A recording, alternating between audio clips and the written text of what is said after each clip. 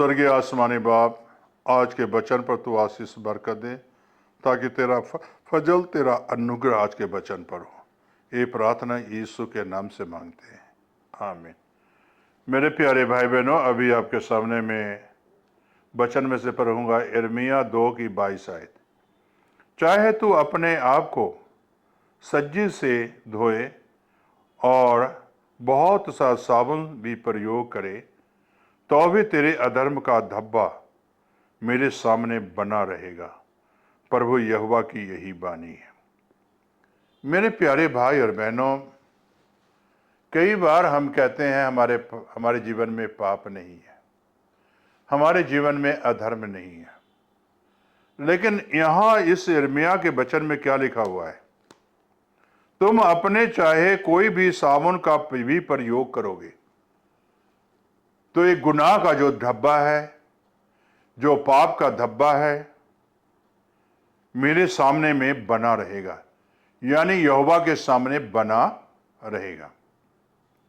जब इस्राएली गुनाह करते थे, पाप करते थे, तो यहोवा के सामने वो गुनाह बना रहता था और यहोवा ने कभी इस्राएलियों को गुनाह जो करते थे अपने सामने से दूर नहीं करते थे, सामने रखा हुआ था और याद करता था यहोवा से, जिस बच्चों से मैंने इतनी बड़ी मोहब्बत की, जिस बच्चों से मैंने इतनी प्यार की, इस कौम को जो है इतना मैंने चाहा, इस कौम को मैं जो इस्राएलियों को मैंने दिल से चाहा, इस्राएलियों को मैंने अपने दिल में बैठा कर रखा, आज जो है गुनाह करते हैं, हमारे बरखिलाफ गुनाह कर रहे हैं, हमारे बरखिलाफ जो है वो गुनाह कर रहे हैं। अपने आप को तो धोते हैं, साबुन लगाते हैं, धोते हैं और फिर कहते हैं मैं तो साफ हूं। नहीं मेरे प्यारे भाई और बहनों, हमें और आपको साबुन के कोई भी धब्बा, साबुन लगाकर कोई भी धब्बा मिटा नहीं सकते हो। पाप का धब्बा कोई मिट नहीं सकता। पाप के अगर धब्बे को मिटाना है तो अपने गुनाहों को मानना है, अपने पापों को मानना है और फिर उसे छोड़ना है, तभी आपको जो है गुनाह के धब्बे मिट सकते हैं। मेरे प्यारे भाई बहनों, ऐसे अधर्म, ऐसे पाप इस्राएली करते थे जो यहोवा के सामने उपस्थित होते थे। अशुद्ध बन गए, पहले शुद्ध थे फिर अशुद्ध बन गए। मेरे प्यारे भाई और बहनों, जब बच्चा जन्म लेता है, बच्चा शुद्ध होता है, बड़ा होकर अशुद्ध बन जाता है, उसके जीवन में पाप आ जाता है। इसी तरह इस्राएलियों के जीवन में पाप आया, गुनाह आया और परमेश्वर से दूर हो गए, प्राय देवता के पीछे भागने लगे, यहोवा के पीछे नहीं चले, प्राय देवता के पीछे भागने लगे। आज ठीक इसी तरह बहुत से भाई बहन देखिए चंगाई के पीछे भाग रहे हैं, तो वहां जाएंगे तो मुझे चंगाई मिलेगी। अरे कभी अपने घर के अंदर यीशु के पीछे तो भाग कर तो देखो, यीशु के पीछे चलना तो सीखो, यीशु के पीछे चलकर अपना जीवन देकर तो सीखो।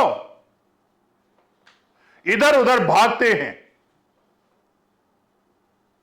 कोई कहीं जाता कोई कहीं जाता, भागते हैं, वहां चंगाई है वहां चंगाई है। भागना बंद करो, यीशु के पीछे चलो। मेरे प्यारे भाई बहनों, जब यीशु के पीछे चलोगे तो यीशु समय के मुताबिक आपको चंगाई भी देगा, आशीष भी देगा। यीशु के पीछे चलना सीखें, पराये के पीछे मत भागें। यहां तक परमेश्वर से लोग बगावत भी करना शुरू किए।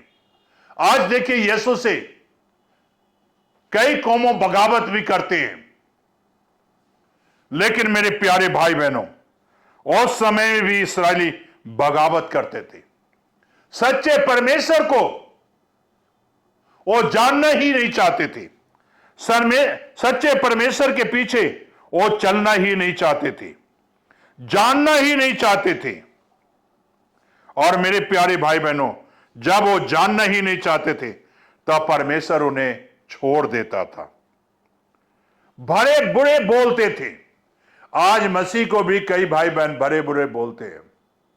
बोलना बंद करो। मसीह किसी को माफ नहीं करता। गुनाहगारों को कभी वो क्षमा नहीं करता। गुनाहगारों को जो है कभी वो स्वर्ग नहीं लेके जाएगा। अधर्मियों को कभी स्वर्ग लेके नहीं जाएगा।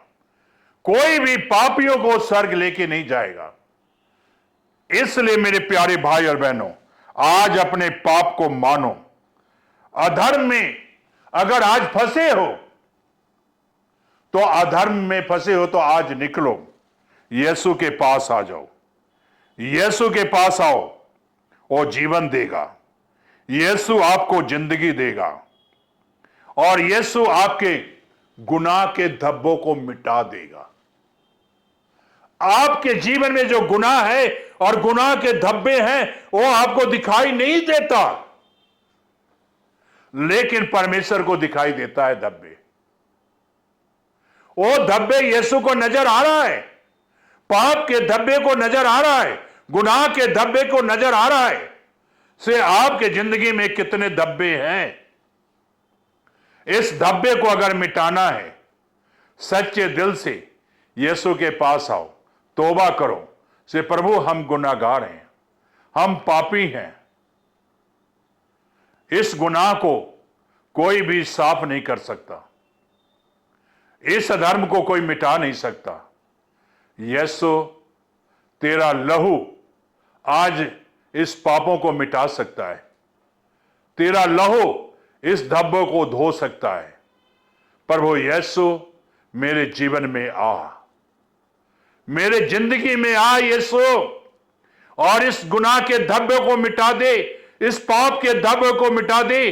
और आज मैं तुझे जीवन समर्पण करता हूं, अर्पण कर देता हूं। यीशु तेरे नाम से मांग लेता हूं। आमीन।